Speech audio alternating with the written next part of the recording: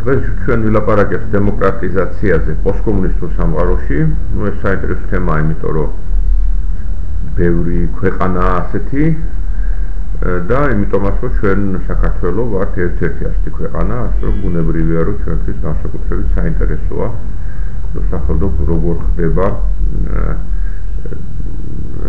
რა თავისებურებები აქვს თუ აქვს დემოკრატიზაციის პროცესებს სწორედ ამ რეგიონში, სამყაროს ამ ნაწილში. ამ დემოკრატიზაციის თავისებურება არის ის, რომ ისინი დაიწყო დაახლოებით ერთ და იმავე დროს, ანუ 130 ქვეყანა, კოსოვოსაც თუ ჩავხვით უკვე 30-ია პოსტკომუნისტური სახელმწიფო, რომლებმაც დაიწყეს დემოკრატიისკენ მოძრაობა 1999-91 წლებში დაახლოებით.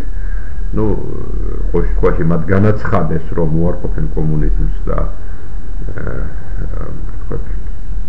მათთვის დღეს მისაღებია დემოკრატიის პრინციპები, ახლა რეალურად რა მოხდა ეს თვალსაკითხია. და 20 წლის შემდეგ, ახლა დაახლოებით 20 წელია გასული, ეს ქვეყნები რადიკალურად განსხვავდებიან ერთმანეთისგან დემოკრატიის ხარისხით. აი მე აქ ცხრილი მაქვს მოყვანილი, ცხრილში ჩანს Freedom House-ის მონაცემები. Freedom House-ი ეს არის ყველაზე ავტორიტეტული, თქვათ, შეფასებელი დემოკრატიის ზონისა სხვადასხვა ქვეყანაში. და კვლევარები ძალიან ფართოდ იყენებენ აი ამ Freedom House-ის რეიტინგებს. შეფასების პრინციპია ის, რომ 1-დან 7-მდე, თქვათ, იღებენ ქვეყნები რაღაც შეფასებებს. ერთიანი ნიშნავს იმას, ეს არის ყველაზე კარგი შეფასება, ანუ ნიშნავს, რომ პრინციპში ეს ქვეყანა არის დემოკრატიული. და 7-იანი ნიშნავს იმას, რომ ქვეყანა არის, დიქტატურა, სრულიად არადემოკრატიული, სრულიად არათავისუფალი. ტერმინი იხმარება არა დემოკრატიული ქვეყანა, არამედ თავისუფალი ქვეყანა, მაგრამ პრაქტიკულად ის ინდიკატორებია შეფასებული, გარკვეული ინდიკატორების მიხედვით ხდება შეფასება და ეს არის ის ინდიკატორები, სწორედ რითაც ჩვეულებრივ აფასებდნენ ქვეყნებში დემოკრატიის დონეს. და ამ 30 ქვეყნიდან ჩვენ დავინახავთ, რომ საკმაოდ ბევრი ქვეყანაა, რომ დავითვალო ახლა 7 ქვეყანაა, რომელმაც აი ამ წლების განმავლობაში მიაღწია ჭყალებში, რო ვთქვა, სრულყოფილ დემოკრატიას. სრულყოფილი დემოკრატია არ არსებობს განსაზღვრების თანახმად. ყველა ქვეყანაში დემოკრატიის ხარისხს ჩვეულებრივ აკრიტიკებენ და ყველაზე დემოკრატიულ ქვეყნებში ლაპარაკობენ დემოკრატიის დეფიციტზე, მაგრამ ჩავთვალოთ რამდენადაც საუბრობთ საერთოდ დემოკრატიაზე. ყველა ძირითად საბაზისო კრიტერიუმს აკმაყოფილებს ეს 7 ქვეყანა და არსებობს რამდენიმე ქვეყანა, 7 ქვეყანა ასევე, რომელსაც უბრალოდ 7 სრულყოფილად მეტნაკლებად სრულყოფილად აკმაყოფილებს, მაგრამ კიდევ 7 ქვეყანა, სულ 14 ქვეყანა, რომლებიცაც Freedom House-ი განსაზღვრავს როგორც ასევითად დემოკრატიულ ქვეყნებს, თუმცა დანარჩენ 7-ს, როგორც ჩანს, რაღაც შედარებით სერიოზული ნაკლოვანებები აქვს დემოკრატიის თვალსაზრისით. კიდევ 7 ქვეყანა არის ჩათვლილი არათავისუფალ ქვეყნად, ანუ ფაქტიურად დიქტატურად. აქედან თურქმენეთს და უზბეკეთს აქვს 7 ქულა, ანუ რაც ნიშნავს, რომ ისინი იმდენად დიქტატურები არიან, რამდენადაც შეიძლება საერთოდ ვილაპარაკოთ დიქტატურაზე. და დანარჩენი ქვეყნები, ესე იგი ეს არის 9 თუ არ ვცდები, ესენი შედიან რაღაც შუალედურ ჯგუფში, რომელსაც ქვია ნახევრად თავისუფალი ქვეყნები. ამ 9 ქვეყანაში შედის ალბანეთი, მაკედონია, მოლდოვა, უკრაინა, ბოსნია, ჰერცეგოვინა, საქართველოც. თავის რეიტინგით საქართველო უფრო ახლოს არის, თქვა, დემოკრატიასთან ვიდრე დიქტატურასთან, უფრო ნაკლები აკლია დემოკრატიამდე ვიდრე დიქტატურამდე, მაგრამ მაინც ის ასეთ შუალედურ ნაწილობრივ თავისუფალ ქვეყანათა რიგში დგას და ასეთ რეჟიმებს ხშირად უწოდებენ ხოლმე ჰიბრიდულ რეჟიმებს.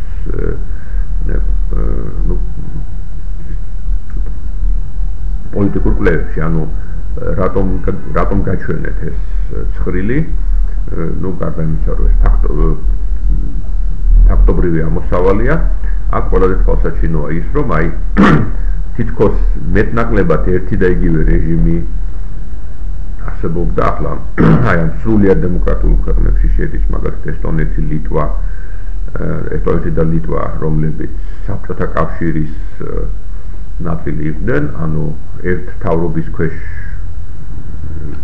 იყვნენ, ასე ვთქვათ, საბჭოთა კავშირის სხვა ნაწილებთან, ანუ სრულიად პოლიტიკური თვალსაზრისით ერთი რეჟიმი ჰქონდათ, იმავე თურქმენეთთან და უზბეკეთთან, რა თქმა უნდა, როგორც საქართველოსთან, სომხეთთან და რუსეთთან და ასე შემდეგ, მაგრამ აი 20 წლის შემდეგ თუ ესტონეთი და ლიტვა არსებითად ჩათვლილი არიან დემოკრატიულ ქვეყნად, ну მთელი რიგი ქვეყნები და ეს სრული დიქტატურები, არათავისუფალი ქვეყნები 7-ვე არის ყოფილი საბჭოთა კავშირის წევრი ამავე დროს, ну ისინი ვთქვათ აი ასეთ რადიკალურად განსხვავებულები არიან. ანუ საწყისი ერთია, მეტნაკლებად ერთი, არსებითად ერთი, ხოლო 20 წლის შემდეგ შედეგი არის საპირისპირო შეიძლება ითქვას, ანუ რადიკალურად განსხვავებული. და ბუნებრივია, რომ ვთქვათ, ეს ძალიან ცუდია, რა თქმა უნდა, მათი ხალხებისთვის, ვინც აქ ცხოვრობს არადემოკრატიულ, არათავისუფალ ქვეყნებში, მაგრამ პოლიტიკის კვლევარებისთვის ეს არის ძალიან საინტერესო შემთხვევა, როდესაც აი 30 ქვეყანა, რომელთაც ასეთი მსგავსი ბედი ჰქონდათ 20 წლის წინ და ასეთი სრულიად რადიკალურად განსხვავებული ბედი აქვთ 20 წლის შემდეგ.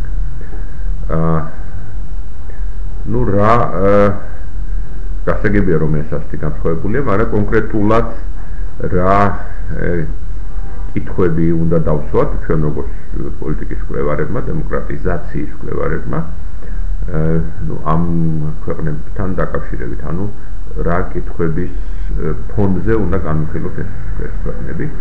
ну პირველ რიგში კითხვა დგას თუ აი დემოკრატიული ტრანზიციის თეორიის, რომელიც ჩვენ უკვე ვისაუბრეთ, აი ამის ძირითადი თეზისები და ძირითადი ვთქვათ დებულებები თუ ვრცელდება ასევე პოსტკომუნისტურ ქვეყნებზე, შეგვიძლია თორე ვილაპარაკოთ, რომ აი პოსტკომუნისტურ ქვეყნებს დაახლოებით პოსტკომუნისტური ქვეყნების დემოკრატიზაციას დაახლოებით იგივე განმასწორებები განსაზღვრავს როგორც კომუნისტური ქვეყნებისა და მეორე კითხვა არანაკლებ მნიშვნელოვანი არის ის, რაც უკვე რაღაცნაირად დავსვით, ანუ თუ კი ასეთი დიდი განსხვავებაა, რა განსაზღვრავს ამ განსხვავებას, რატო არიან ეს ქვეყნები ამდენად განსხვავებულები. ახლა დავიწყოთ ზოგადი პირველი კითხვით, რომელიც დავსვით, ანუ რამდენად მნიშვნელოვანია დემოკრატიზაციისთვის ის საწყისი პუნქტი, რითაც იწყება დემოკრატიზაციის პროექტი, თუ შეიძლება ასე ითქვას. ანუ დემოკრატიზაცია ნიშნავს გადასვლას დემოკრატიაზე არადემოკრატიული რეჟიმიდან, მაგრამ თავისთავად ეს არადემოკრატიული რეჟიმები შეიძლება იყოს სრულიად განსხვავებული. ну შეგვიძლია ვთქვათ, რომ ისტორიულად ამოსავალი პუნქტი, საწყისი პუნქტი დემოკრატიზაციისა იყო ხოლმე ტრადიციული წესრიგი, ანუ მონარქია. ну სემიონ ჰანტინგტონის ტერმინოლოგიას თუ გამოვიყენებთ დემოკრატიზაციის სამ ტალღაზე, მაშინ შეგვიძლია ვთქვათ, რომ აი პირველ და მეორე ტალღების დროს, რაც არის მე-19 საუკუნე და მე-20 საუკუნის დასაწყისი, დემოკრატიზაციის თქვა საწყისი პუნქტი ჩვეულებრივ იყო მონარქია. ამ მონარქიული თქვა იმპერია.